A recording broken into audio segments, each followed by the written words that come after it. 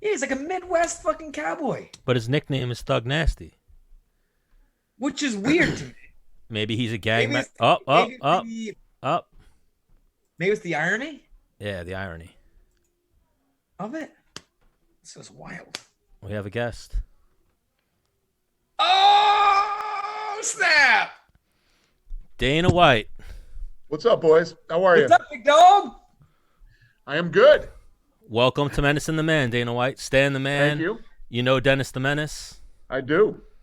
And now we're joined by the legend himself, Dana White. How's the fam, big dog? Everybody's good, man. This thing's been fun. I've had a good time during quarantine. Spending a lot of good time with my kids and doing shit that we never have the chance to do because they're busy and I'm busy or whatever it might be. So it's been awesome. Yeah, how many kids you have again? I got 3. I got 2 Great. boys and a girl. My oldest son right now is actually, this is his senior year, so he's graduating from high school and he's supposed to report to USD football July 4th. So obviously all that's on the back burner, but he's working out like crazy right now and home all the time. It's his senior year. He'd be partying and going fucking nuts right now, and we'd never see him. So this has really worked out great for us. Bad for him, but good for us. Yeah. I want to hang on. Can we get your oldest son on the show? Yeah. Fuck yeah, dude. I want to talk about football, the whole nine. Yeah, no, he's a football maniac, man. That's all he cares about. Now, is he Dana Jr.? Yeah, Dana Jr. He actually he's been training like a savage getting ready for camp. And he just squatted 365 for 2 not yesterday, but the day before. How big is he? How much does he weigh? He's probably $170. Oh, Okay. so yeah, he's pushing weight for $170. Yeah. What?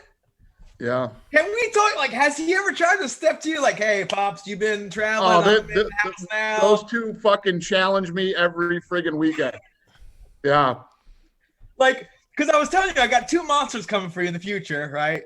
But my kid's mom, her brother's 6'7", and she's telling me she's like 5'8". Their whole family is tall, so I'm like, man, how am I gonna? I just gotta keep the double leg good. Like, Maddox, clean your room. Like, Dad, no, you clean my room. Like, whoa, son. We had some people over last that. weekend at the pool, and the kid and his father. The son was in there, jumping on his father every 2 seconds, trying to dunk him, throwing him around the pool and shit. And I was telling him, I'm like, man, these guys are all getting to the age where they want to start challenging us. You know what I mean? I gotta stay on my A game before I get my ass whooped at home. Right. You're not training to stay in shape. You're training and lifting just to keep, hey, son, Exactly. keep watch it. Keep Your them man off still me. got it. Exactly Man. right. Because my old man whooped my ass growing up, Like, Me too. Professional fighter, I'm still afraid of my father. Yeah, I was just gonna say I didn't fuck with my dad even when he was old. Yeah. Yeah. Fuck. But Man. back then, your parents will fucking kill you. They'll kill you. Right. We don't do that shit anymore. Oh, I tell man. my kids all the time when they do. I'm like, you'd be dead back in my day. You would have been murdered, killed by your parents. Okay. Yeah, but now the move is like take technology from them, right? Like, you know what? Give me your goddamn phone, you son of a bitch. I paid the bill on it. That's true. Right? You can break That's a so kid true. now, right? Give me your damn phone. So true.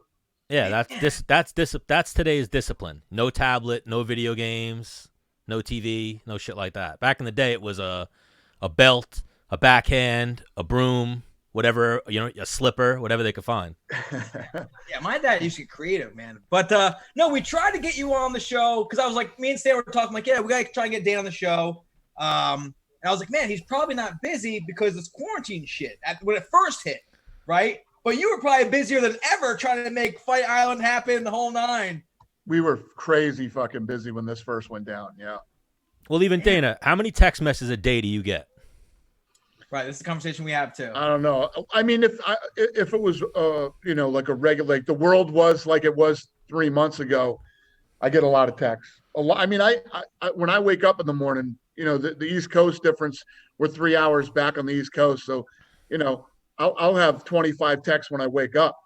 Yeah, that's something I said to Menace. I'm like, Dana's not a one-shot kind of guy. You got to shoot one or two because he may open his phone and have hundreds, if even 50. I got 25 texts before 8 o'clock in the morning. You know what I mean? Yeah. So you sometimes you got to send that second text, that third text.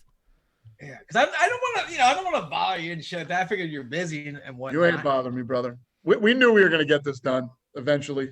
I was bothering him about getting you on the show. I was like, Dennis, do it. Come on when he's ready. I'm ready. Or the random fucking, yo, what's up? We almost had you on last year, the day that the news about Dillashaw came out. Oh, right. Yeah. So that's why we lost you last time. But now we were in a little bit of a dead space with the UFC. We're like, oh, let's shoot our shot now, try and get him on. And you were going, come on, like, I can't. And then Stan hits me the next day. It's like, Dillashaw hit. And I was like, oh, that makes plenty of sense. It took a pandemic. Hey, we'll take it. So when you're at the dinner table with your family and shit like that, and then you get some kind of fighter fucking up, and you're like, does it ruin dinner right there on the spot? Like, motherfucker. Yeah, and I have really shitty fucking reception at my house. So stuff will happen. I literally have to go out in my backyard to talk on the phone in 2020. I got to go outside and talk on the phone. But, I jump up from the dinner table and go out back a lot. And what you're in the matchmaker's room right now? Yeah. All right. You guys working today? You live in Vegas, right? Or Cali? We've been working pretty much every day since this thing went down. There's always something going on here. So small group of us have been working through this whole thing. Oh, like me and Menace always say, all heroes don't wear capes, Dana. All right. Dana, we're going to send you a cape. Oh. We're going to send you a UFC cape. Yeah, because think of it, NBA. I'll get a lot of use out of that. Yeah, you can hang it up somewhere in your office. Give it to one of your kids or something. NBA, MLB, Final Four, March Madness, everything canceled. You were trying to put shows on. So that we appreciate you for that. I'm a huge fight fan. So I've been saying to Menace, like, yo, Dana White's like, I know you catch some flack sometimes, but no. Hero in my book. The fact that you were trying to keep fighting going and whatnot, amazing. Thank you. Because I talked about this before. The only people that are really giving us flack right now are the media. And the crazy thing is, it's these fucking idiots that actually cover us. Yeah. I mean, you know what's coming, right? So these guys have been mentioned. These guys are going to start getting laid off and losing their jobs. Then when they start losing their jobs, I bet they change their tune. Yeah, like that's something I've never understood is that they're supposed to be covering this sport. They should be doing puff pieces, if anything. They're always looking for like that salacious shit and the darkness. And let me explain something to you. And I can't say this. I can't be serious enough when I say this. This is not a knock. I'm not fucking, trying to, be rude about this or whatever. This is just a fact. The weakest people on earth are covering the toughest sport on earth. When you read some of these stories that these guys write, Google them and go to images and look at them. Okay? If you gathered every fucking weak person on earth, the wimpiest of the wimpiest, okay? And you put them in a fucking room together. These are wimps amongst wimps. You understand what I'm saying? Yeah. What do you expect them to say? Yeah. Exactly what they are saying is what you would expect from them. And I'm seriously not saying this to be mean. This is just a fact. Oh. They are the weak. They are the weakest of the fucking weak. And every time I read a story from these guys, I'm at a point now in my life where I go, hey, look at this guy. This is exactly what I expect this guy to say. Absolutely. Well, that's why we're taking over, Dana. That's why we're here. I'm in here covering people, making people laugh. I know what fighters want to talk about. I know what they don't want to be asked because I was in that seat, So I when I talk about girls, relationships, do you drink beer? Do you party? Maybe a little bit of training, Who the fuck you want to fight and street fights? Like what happens, Dana, is especially when these guys do interviews, they get asked the same question every interview. The same 12 True. questions. So they do the same Right. interview 20 times in a couple months span. It's like, all right, I already know the answer because I heard it from 7 different interviews. So we try to be a little different here at Menace and the Man. Yep. No, I get it. So put us on. We're not going to ask you a ton of questions about these fight coming up, but applause for making it happen for sure. Yeah. What's that? I said we're not going to ask you a ton of questions about the fights coming up this weekend, but the applause for making it happen because Thank you. that's because the thing is UFC is still in the leather helmets era of fight, you know what I mean, of sports, right? Right. And you're over here making fights happen when fucking nobody's doing shit. Yeah, it's a weird time, man. It's a really weird time. Instead of trying to find solutions and how to make this thing happen, everybody is too afraid to be first or doesn't want to spend the money. Because really what's happening right now, if you look at putting on an event, it's a lot more expensive than it was 3 months ago. Right. It's going to cost a lot of money to do this. And if you take Brooklyn was a $5.5 million gate. So on this fight, we're losing $5.5 million before we do one thing, we lose $5.5 million. Then you look at how much more expensive it is now to put this event on, with making sure that everybody's safe but that's what we're going to do. And obviously you want your fighters to, make money because that's how they make money. This is also a big opportunity for UFC to go from here to even here because people won't have anything else to watch. Hopefully. Yeah. I mean, you would think that fans, there hasn't right? been a live sporting event in a while. So you hope people would watch and with this card that we have this weekend, it's so good. You can bring in some new fans.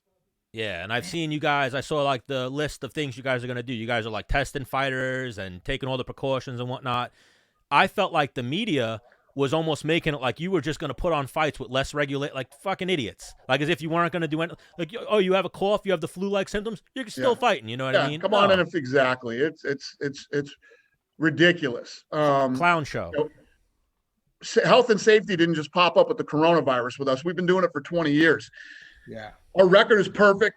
You think we're just going to put on fights and I'm going to risk the health of the fighters and my staff and me. I'm going. What do you think? I want to die too?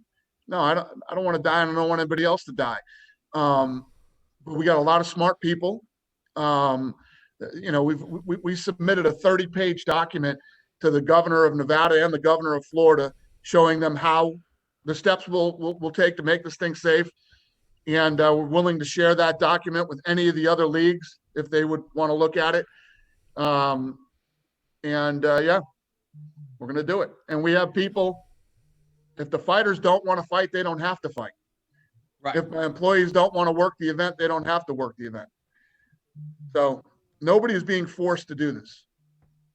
Yes. So another thing we could say to you, if you ever have a commentary role, like say a commentator doesn't want to work, slide the Menace in there. He's waiting.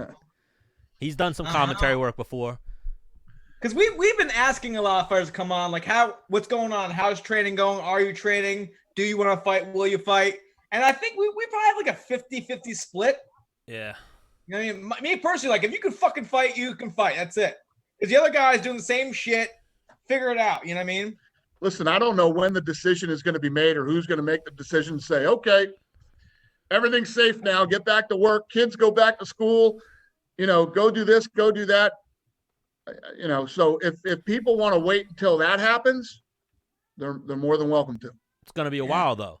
Like we had Mike Chiesa on like 2 weeks ago, and I was saying to him, it's now going to be a throwback. It's going to be guys doing karate in their garage and having home training camps and go fight. Remember UFC 1 through like 10, that was training camp. You and whoever you can get trained. We submitted a plan here in Nevada for the governor. We're going to have the Apex and the Performance Institute open here pretty soon, so fighters can come back over here and train.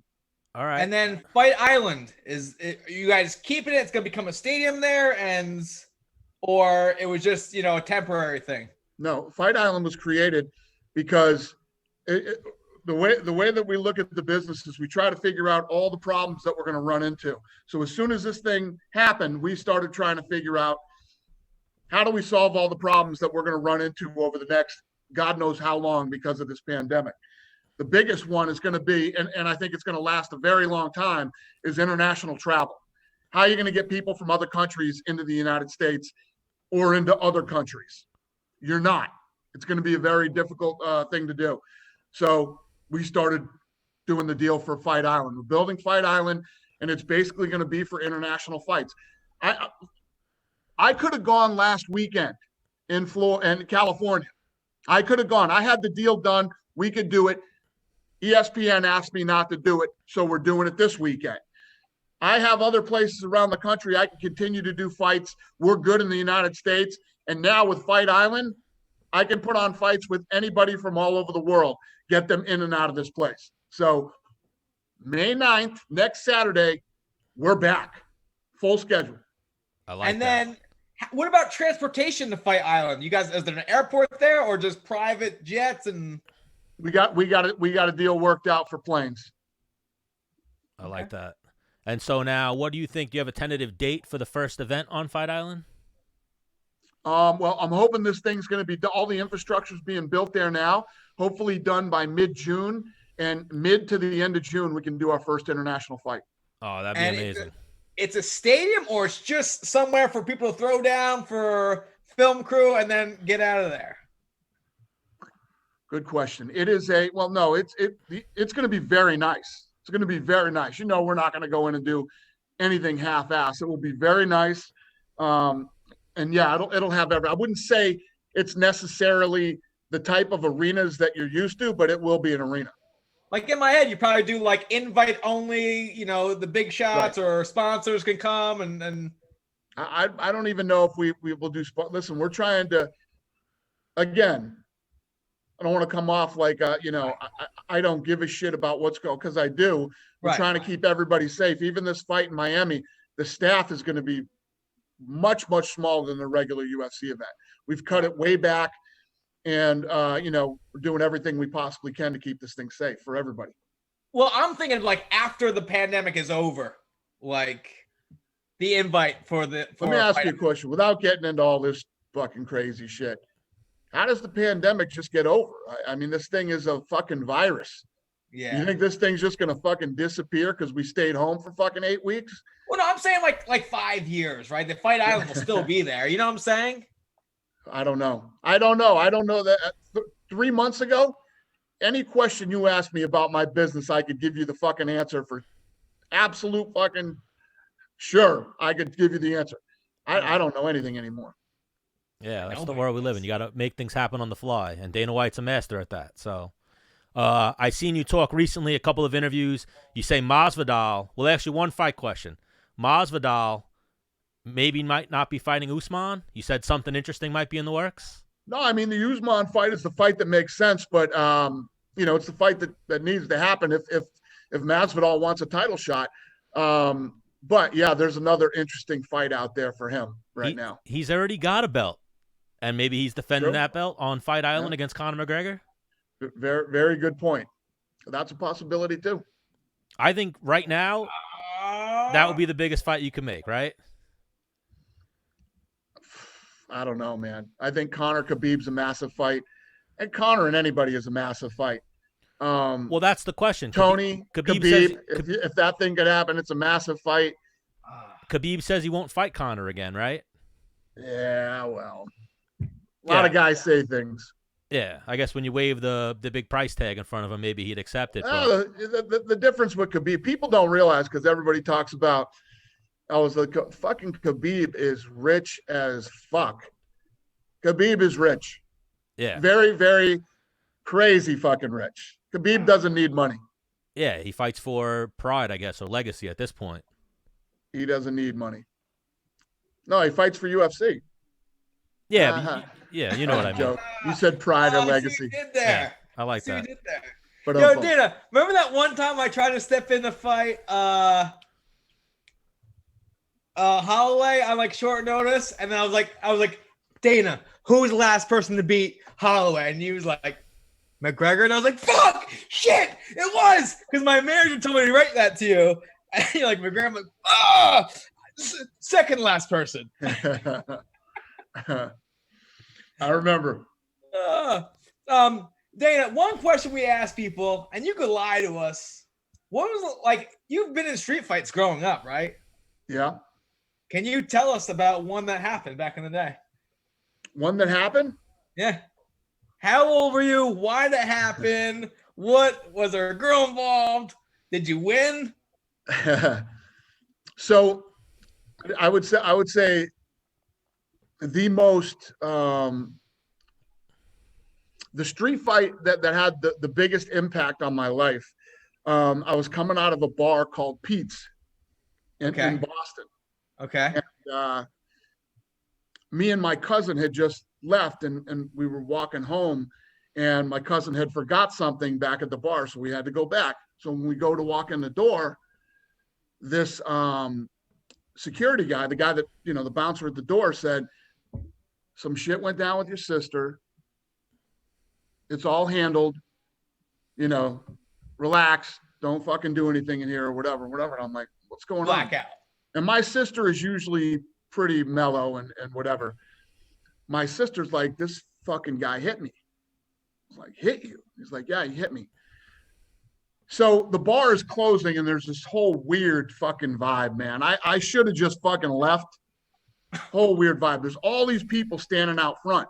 We go outside. And I'm outside and I'm asking, and I'm like, and the guy comes out and like, this is the guy. And I walked up to him. I said, did you hit my sister? And he's like, hit your sister? Of course I didn't hit your sister. And now I'm wondering what's going on all of a sudden. So my sister walks up and he goes, oh, you mean this big mouth fucking bitch? And he gives her like the face mush. Wow. Right? So as soon as he did this to her, I hit this fucking guy so hard and he didn't fucking move. And him and 20 of his friends beat the living dog shit out of me for like 15 minutes. Yikes. And this thing goes on for 15 minutes, these guys kicking the shit out of me. And They're that was locals? that was when I got the ear damage and got Meniere's disease from that fight. But then the police show up and these fucking lunatics start fighting the police, right? I ran down the parking garage and got out of there, right? So I go home. When I tell you how fucking sore I was for like 2 days, and my ears rang for weeks. Like my ears were ringing for weeks, really loud. And I'm at my house one day and my phone rings. I answer it and the guy says, hey, my name is, I'm a lawyer. My name is whatever. And I'm representing whoever this guy is. And I'm like, what the fuck are these? Who is this? And what are you talking about? So he starts telling me. So this kid that I got in a fight with before I got jumped got arrested and was going to court to be arraigned because he assaulted police officers and all kinds of shit that night. This dude was the maniac. And they were afraid. They were basically telling me if I showed up to testify against him in court, that they were going to file charges against me because I hit him first and all this shit. Then I understand what's going on. I'm like, wait a minute. You're the lawyer for the guy that I got in a fight with in front of, he's like, yeah. I go, is he there? He goes, yeah, he's right there, right here. I go, put him on speaker. So he puts him on speakerphone and I go, you fucking pussy. You and your fucking friends, all 30 of you beat me up for 20 fucking minutes. I didn't have a mark on me. I didn't have this. I didn't have that and all this shit. I'm like, one of these days, me and you are going to see each other again, motherfucker. And whatever. And I just hung up the phone. Right. Really, they beat the living shit out of me. I was sore for fucking 3 days and my ears rang for months. And I ended up getting Meniere's disease from that. Oh, but I love it. yeah, I wonder what that dude's got to be in prison or something. I don't know. I don't know whatever happened to that guy. Yeah, who goes after the police? That's a different type of crazy. Oh, they're they're wild. These kids were from Charlestown in Boston, and back then, that crew over there was known for stabbing people. So I'm probably lucky I didn't get stabbed. Yeah, But yeah, that was my worst street fight experience ever. I frequent Rhode Island a lot, and that's all I ever hear about is like, yeah, a lot of people in Boston, Massachusetts, that area, they're fucking crazy up there. Oh yeah. No, let me tell you what. You come out of the bars on the weekends in Boston, man. Back in the fucking 80s and early 90s, there were some crazy ass fights. That's when it went down in the 80s. Yeah, that was probably well, the next day I had tickets to the Red Hot Chili Peppers the next day. So it had to be 92, 91, 92 probably when Blood Sugar Sex Magic came out. They were on that tour. And I literally went to the concert the next day and I was sore from here to the fucking tip of my toes. My body hurt so bad. Yeah, Dana, I almost wore my Red Hot Chili Pepper shirt for this interview, but instead I went with the ESPN Plus. I like your ESPN Plus shirt. Yeah, I know how to represent. That's my fight, right, Stan? Yeah. When Dennis retired in January, they were giving these out at the door. At the Barclays. Awesome. And it's free. It's for Stan, you know? Dana, I told Stan if he messes anything up, I'm beating him up. We oftentimes like he'll mess up like a fighter's name or something like that, and then he gets leg kicked or punched. Right? He's got to do a shoey with Volkanovski. Oh, I do shoeys with the Australian fighters. That's one of our things here. And then, yeah, if I mess up, there's repercussions for it, you know? Where are you guys normally based when you do this show? At your house, or do you guys are in a studio? Long Island. Yeah, Long Island. Yeah, we have a studio as well. Cool. And we were doing it on location, and we were still kind of flirting with into the pandemic, still getting together, keeping our circle small. And then we got to that point where we got to start doing social distancing episodes. Here's what it is. Dana, I got kids. Stan's having these like random women over his house late night. I can't be having, wherever those girls are coming over to my house, Allegedly. Well, congrats, you guys. Thank you, man. But yeah, we're trying to blow up, So obviously we could, if you need us to be like the Diet Coke to unfiltered, we could talk to the guys, whatever you need, big dog. Thanks, man. Appreciate it. And congrats. Keep kicking ass, you too. Oh, 100%. Thank you, man. And we'll be watching this weekend, Dana. Again, thank you for putting on the fights. You're a legend. Appreciate it. Thank you. And we'll talk to you soon. Don't be a stranger. Let's get you back on one day. Come drop some news for us. Anytime, boys. All right. You're the man. Later. Peace. And wow, he's really good at getting off Zoom. Yeah, he knows. He probably has another interview. But even, the one thing I forgot to ask him that I did want to get to was like, yo, how do we get a fight in the Hall of Fame? I forgot about that one. All right, next time. Yeah, we definitely got that one for next time. Next time. But nah, we definitely were outside the box. He got questions he doesn't normally get, and that was a conversation. We broed out with him right there, so he'll be back. Hang on, did we just have him on for 30 minutes? Yeah. Wow. He'll be back. Another Quaalude. Hang on, he's the first person to come on and tell a fight story about how he lost. He might be, yeah. But from his position, that's probably a good thing. Yeah, and even that. Right, people need ammo. Like, oh, Dana White beats people up. I mean, you come from the house of boys. I come from the house with a sister, so I can get that. I've been in that situation where someone was like, "Nah, she's a bitch," and I was like, "What?" Bing. Oh,